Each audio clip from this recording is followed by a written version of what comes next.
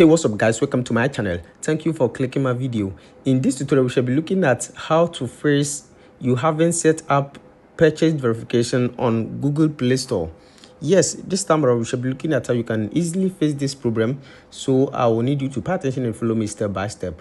The method I'll be teaching you guys today is very simple, so you need not root to device, and also this works in every country, so it doesn't matter your location.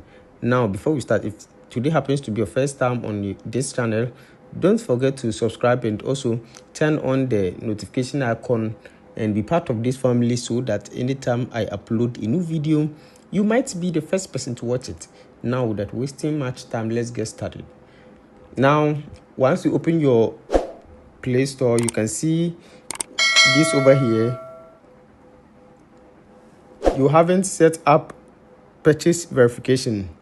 Normally, this happens when you open your Play Store after a long time. So it is very simple. Just click on use biometrics, so you can use your face ID or your fingerprint over here. So you can choose to use password or whatever.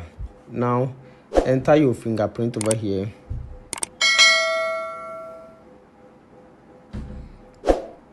So and that's all.